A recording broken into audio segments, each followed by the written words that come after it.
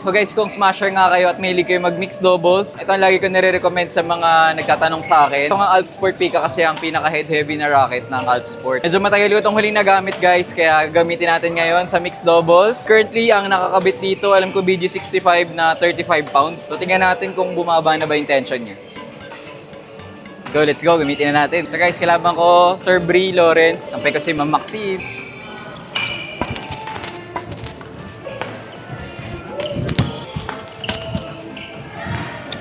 Ah.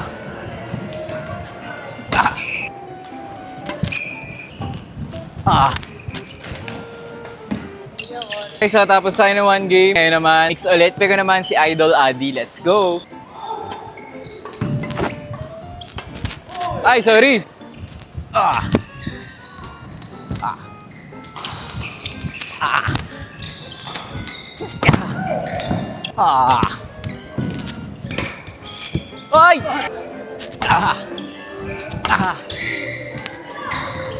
Venga! Ah! Ay! Shot!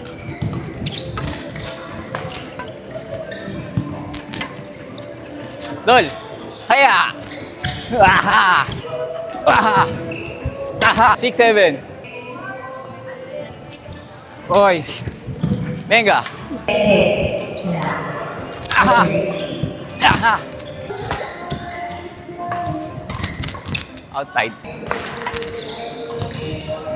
Aha! Aha! Ay, sorry! Nice game. 36-34 guys. Manalo sila. Pero, ganda ng laban. Solid, solid. Check na lang to guys sa Hello Basket. Talagay ko. Baka nalimutan nyo na tong Peacock.